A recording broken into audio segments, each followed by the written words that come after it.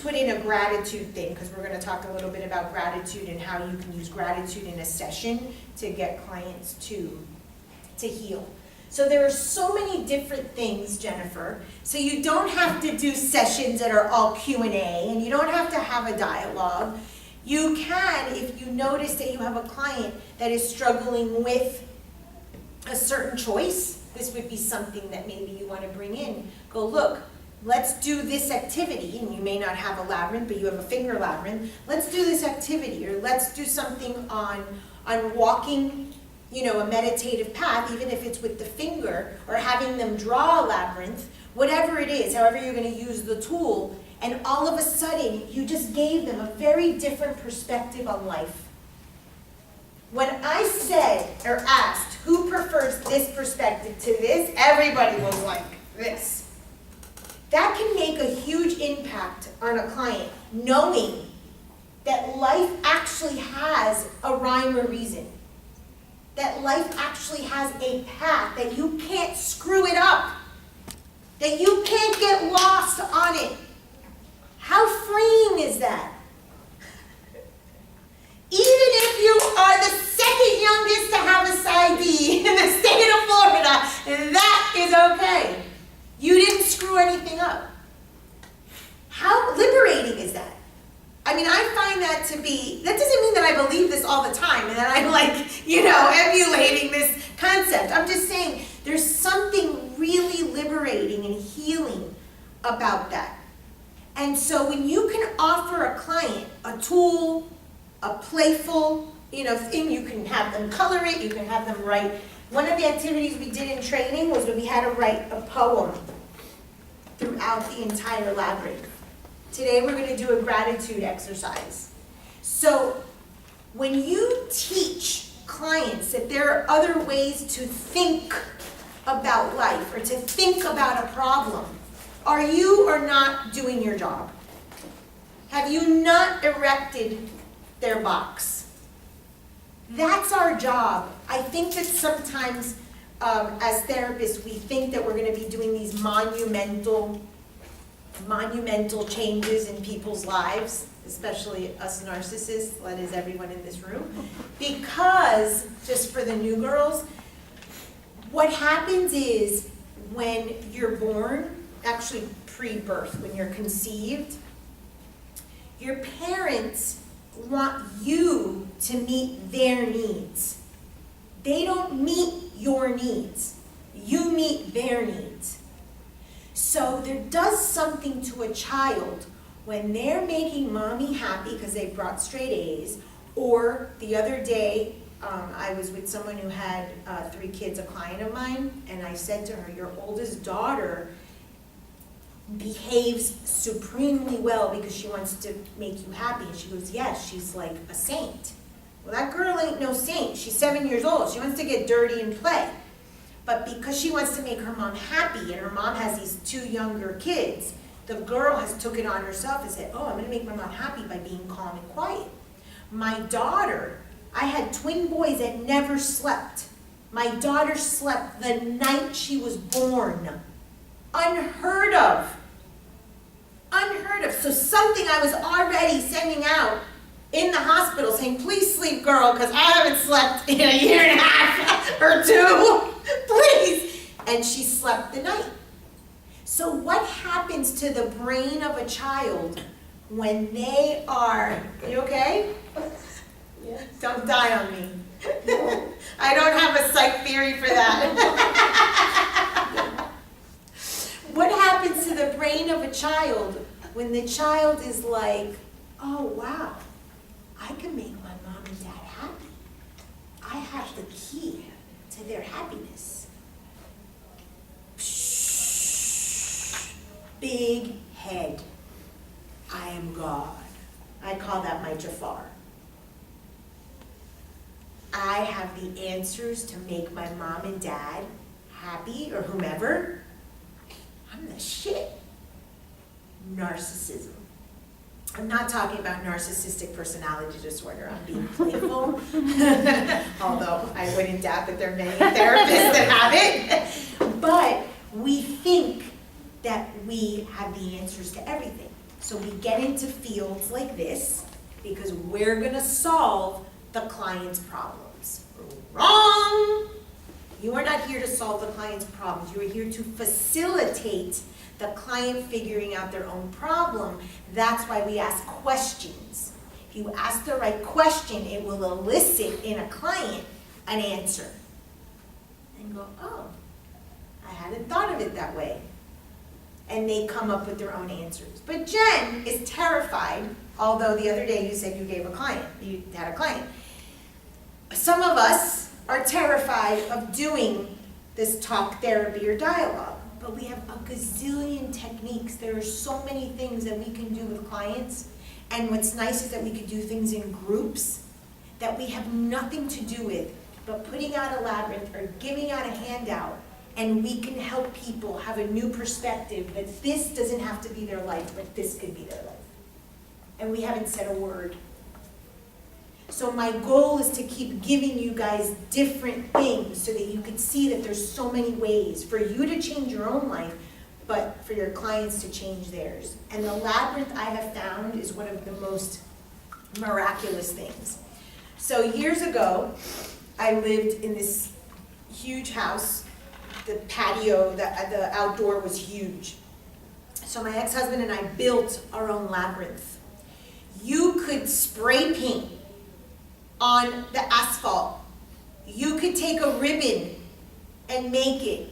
You can make it. I have gone to so many different labyrinths made out of pumpkins, made out of like haystacks. You could be as creative as you want and create the labyrinth, and there's so many different styles. I'll pass around the box so you can see. There's a gazillion. There's so many that are simple. This is one that's called a Baltic. It's a really simple. There's one called a 3-circuit, and it's not this simple, but I'm just to show you. This is a labyrinth someone can walk. I've been in Pennsylvania. There was a super, super tiny one. It was in a kindergarten yard. So one of the things that my family and I do when we go on vacation, anytime I go somewhere, I Google the labyrinth in the area.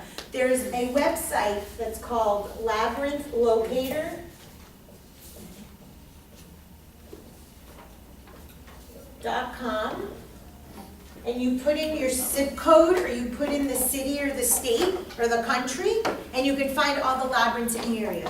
So I give this to clients all the time. And the other day, one of my clients texted me, and I said, go walk a labyrinth. And she lives near Homestead, and I knew that there were some in that area. And she went, she sent me pictures. I don't know if I showed them to you yesterday. She sent me pictures. She took her kids, and she made a big thing out of it. And she's already starting to feel better because you get, that's yours. You get answers on the labyrinth. And I'm going to explain how you get answers and why it's meditative. So you put in your information. So every time that my family and I go on vacation, we look for labyrinths in the area. And what I do is we take pictures in the center, and then what I do is I send myself an email saying what I learned or what message I got on the labyrinth. And I have like a little diary of all the labyrinths all around the world that I've walked and what messages. So I was in Brooklyn a couple years back, and I'm with my kids, and I'm on the labyrinth, and I'm walking the labyrinth, and I get into my meditation because I'm so pure and holy, not, and and I'm walking the walk, and these people come through with their grocery cart, and they're walking right through the park with their grocery cart, this guy and this girl, and I'm like, can't you see I'm walking? I'm meditating. Yeah, exactly. And that was the message. And all of a sudden, I look and my kids are being like silly and playing, and my one son is like this. And they were probably 15 or 16 at the time. And so they weren't like babies. And they're like rushing to get to the center, and then they're doing all, and I'm like, what? But that is what happened. That's this. I want it to look a certain way. I'm speaking for myself right now, obviously, right? I want it to look a certain way. It needs to be this way. You're supposed to walk because doctor here told me that you're supposed to walk in this, and I was taught that way, and damn it, I'm walking people. And all of a sudden, I stop and I see these people crossing the middle of the thing with their grocery carts. I see my kids being silly and like rushing to get in the circle in the middle. And I'm like, what's the lesson? What's the message?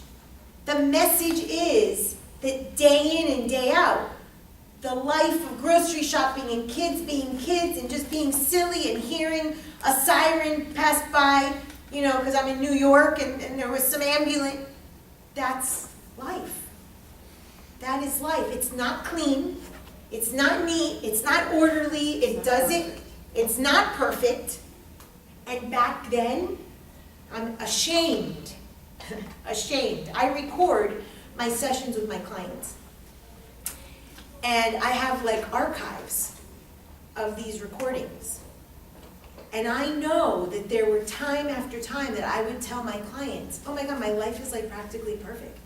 Like my life is perfect. Gag, vomit, shoot me. Poor the freaking client that I ever said that to. How disgusting of me. And that was just a few years ago. We're not talking all that long. So when I tell you be comfortable with fucking up and making mistakes, you're going to, because you can only meet the client where you are. You can only be who you are at this moment. I'm a very different, nobody's going to hear me say that my life is supposed to, oh man, I'm so far from anything. But I was so clueless. So here I am walking this labyrinth and I'm like, oh my God, it's just a mess. Embrace the mess. And that things aren't orderly, and that people grocery shop and walk through your freaking labyrinth walk, and meditation might get interrupted, and whatever it is. And that was the message. And the book that I have coming out that I've taught for those of you who aren't new is The 7 Gates. Well, that labyrinth that I walked in Pennsylvania was a tiny little labyrinth, and it was in a little kindergarten school. And it was made with like little pavers or little metal things, and it had the 7 Roman numerals. And it was tiny, and I remember walking it, because it was obviously meant for kids, so they made it compact size. And I'm like, oh my God, this is the myth of Inanna. The labyrinth, at that moment, became the 7 gates. And that's where I got the idea for the book name and all of that. So every time you walk a labyrinth, or every time that you do, a meditative one with your finger or whatever, if you're drawing it, whatever it is, you're actually getting messages. You're getting messages from your inner child. You're getting messages from your true, authentic self. You as a therapist cannot give that to a client, but your client can get those messages for themselves. So I have this thing that I call Milk the Moment. And I'll set my alarm on my phone for 2 o'clock. Okay, so we're gonna do this in like a second when you least expect it. And whatever is I'm being told, so something I'm hearing, something I'm saying, or something I'm thinking is a message.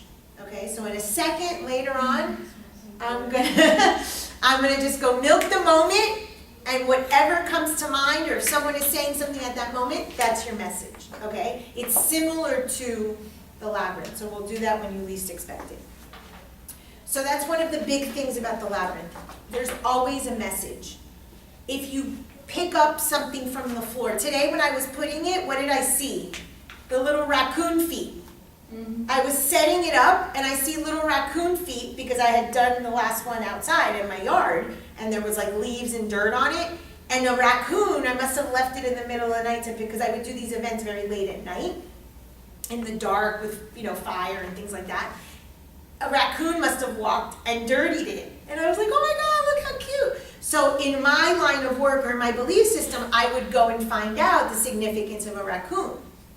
What message did I just get on the labyrinth? So you could be dancing on the labyrinth, you could be sleeping on the labyrinth, you could be walking the labyrinth, and you're getting information. Because it is meant to resemble the circuits in the brain and the circuitry of the chakras. What's so funny? The Scorpio's up to no good. Okay? So, okay, milk the moment. First thing, what you're hearing, what you're thinking, or what you're saying. What'd you get? I thought she was going to get me in trouble. Okay, so put that down. That's your message. I looked at my phone like, wait a minute. Okay, so we have play going on right here, these little kids. What'd you hear, think, or say? Something. I should have not gone out last night. Okay, that's your message. Is that what you're saying? Yes. So you don't fall asleep? Out of respect to you. Okay. So I don't fall So I asleep. shouldn't have gone out last night. She's gonna get me in trouble. That's your inner child speaking. That's your soul, people. I told you you were up to no good, and I was saying it right when I said milk the moment. So our messages are constantly there. We have the answers to our life. What we don't do is listen. We don't listen. So when we meditate in, sort of Buddha or Vishnu pose here, what we're doing is we're trying to silence the regular mind so that we can get to our higher self, so we can hear God speak. But what do we end up doing? Oh, the bill. Oh. That's why it's such a hard practice for so many people, and you will hear people say, I can't meditate, I can't meditate. Oh, honey, I'm going to take you on a labyrinth. You're going to see how fast you can meditate. Because whatever's happening, whatever you're thinking, is your message. Yes. I've got to separate the two of you. No, like when I'm like on the Stairmaster or meditating, or I win big arguments and stuff. Oh, I do that too! Like, and then I do that too. I bring up the person and I say everything that I don't have enough guts to say to them to their face, and I win. And you win the lottery? Is that what you No, I said? have a lot of arguments. Oh, I win a lot, yes. Okay. So, but how healing is that?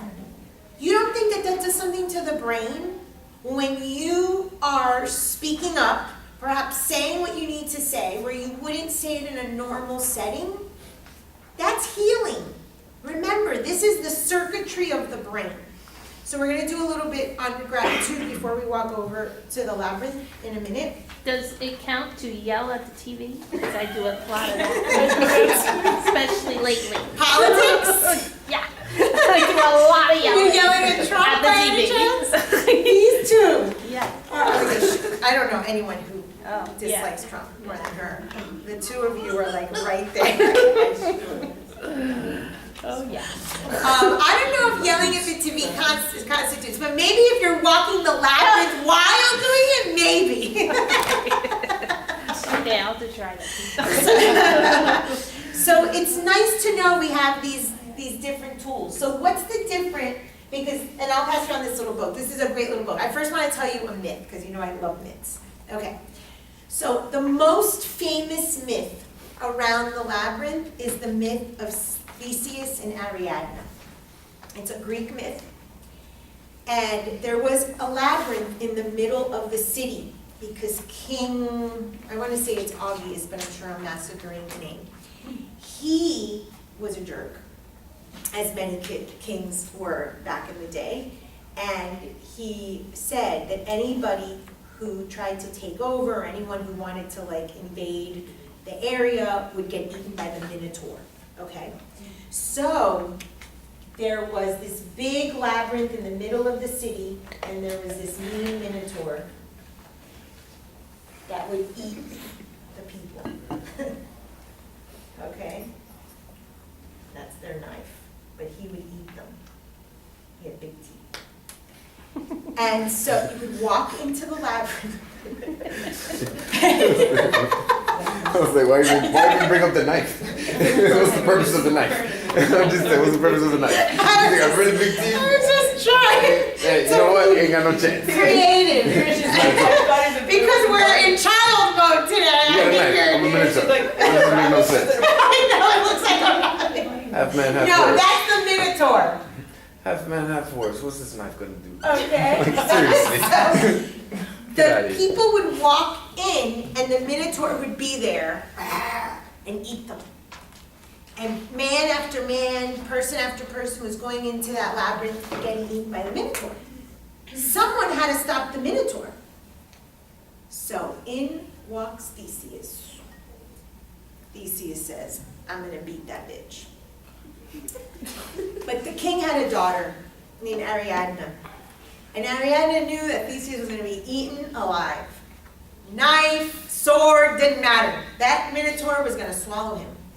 So they fell in love. And she pulls him to the side and she goes, so Ariadne gave him the trick. Ariadne said that one of the reasons that the people, listen, this is important, one of the reasons that the people would die and get eaten is because they didn't know how to get out. They didn't know how to get out. How many of you have ever felt that you have a problem and you don't know how to freaking get out of it? Looks like this much. This is the symbolism of myth, okay? So guess what she gave him? A map. A species of a map, but not exactly a map. Three steps to the left, forward. No, not treasure map. He made a GPS. She gave him the GPS back in the day, which was a red string. She gave him a big ball of string.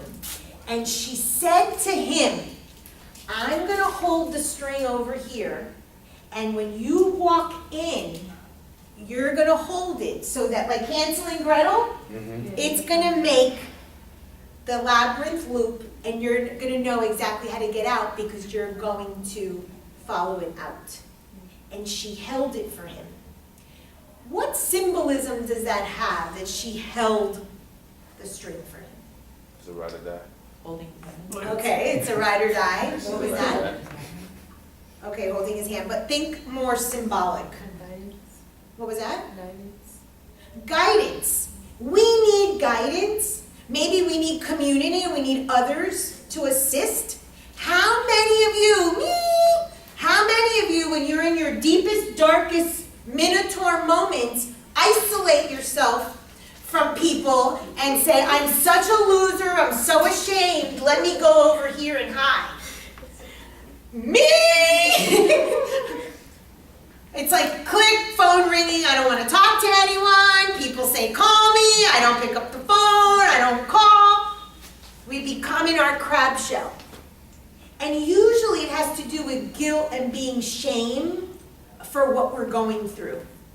But we need guidance. Whether we need listen to our inner guidance. You have a question? Oh, okay. No. Either listen to our inner guidance or that we need assistance from others, which we should gladly accept. I need to take my own advice today. Yes. So do I. I actually thought when you were saying this, telling the story, I actually thought you were gonna say, or I was expecting that you were gonna say that she let go of the string, okay. and then while he was just supposedly doing the thing, he was just actually pulling himself in with the string, and I don't know why. I just have to. Because you obviously have issues of betrayal. Oh yeah, big time. You have trust issues. I Big know time. someone else in here who has trust issues, but we won't say any names. So, so that's you speaking from your fear. So it's wonderful. That's a moment. That's milking the moment where you had a thought, and at that moment you were given insight to your own subconscious. That you're like, oh, no one's going to hold the string. Because Lord, no, we don't know how big that labyrinth was. We don't know how many days he might have been in that labyrinth. Who's going to hold the string for me? No one's that good of a friend or a ride or die. So that's a great insight that you just had to yourself. I can't trust anyone. It's either me or no one. So excellent. Thank you for sharing. So he goes in, defeats the Minotaur. Unbelievable, because there's dead bodies all over the place, people that had been killed, stench, whatever. Theseus kills him, and he walks out because he has the string out. And this was the king's daughter. It was the king's daughter who gave him the answer. Okay, so sometimes help comes in the least likely places. And how often do we say, oh, I had a girl in high school where I fainted on the floor due to my own poor habits. I was crawling to my classroom, and this girl who would have least likely would have thought that this girl would have helped me ended up taking me home, telling my parents, getting me help.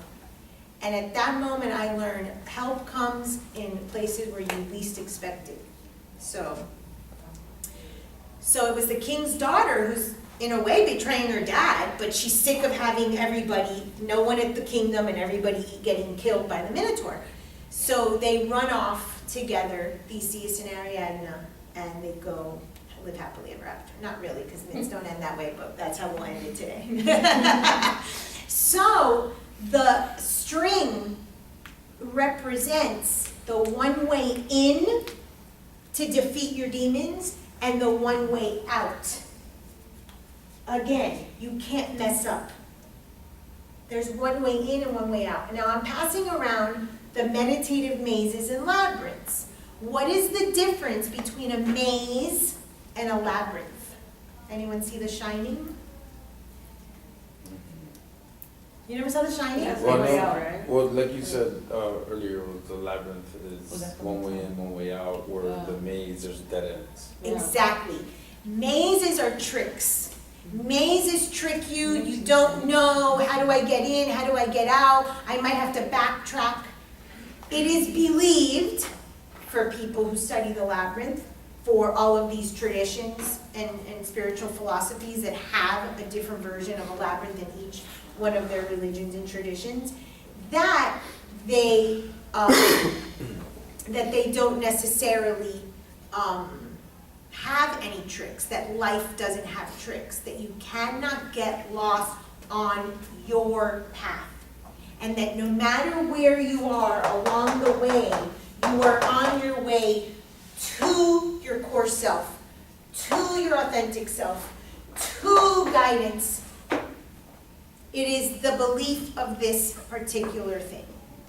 Okay? So we're going to walk in a little while, but I want to do a little bit on gratitude. All of these things, just so you know, affect the brain. The gratitude activity we're going to do, the labyrinth walks, these things start changing the brain. Who knows the term neuroplasticity? I've heard. Gigi? Oh, you want me to define it, or? You said you've heard of it? Yeah. Do you know what it is? Isn't it like the brain's ability to change? Yes, the ability to change itself. Back in the day, how many of you grew up saying, oh, if you do this so-and-so drug, or if you do this and this, the brain's neurons die, and then once you use a certain number of cells, they're dead. Okay, we have now learned that that isn't true. The brain has the ability to change itself and rewire itself, and there have been many, many, many studies done on this. This is called neuroplasticity. So in brain research, this is what they're constantly looking at, why they take the MRIs. In all of your books, especially in the brain chapter in the intro class, for those of you who just got out of it, chapter 2 is on the brain.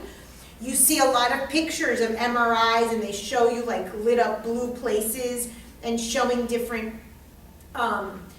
active places in the brain of the client or whatever the study was on.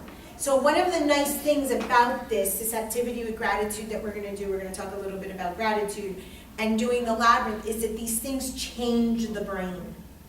This is part of the positive psychology movement. This is a belief that if we get people to rewire their brain with different ways of doing things and thinking, that they're going to have more positive outlook. In Harvard, I mentioned this before, the most famous class in all of Harvard is this happiness class.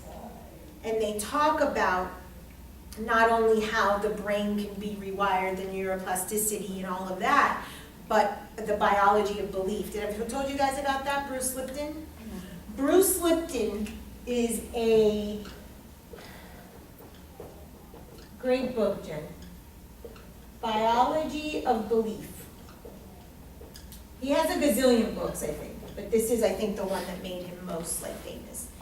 And he's a neuroscientist, and he started researching how the thoughts that you have and what you tell yourself impacts your body. So he believes, and what he's shown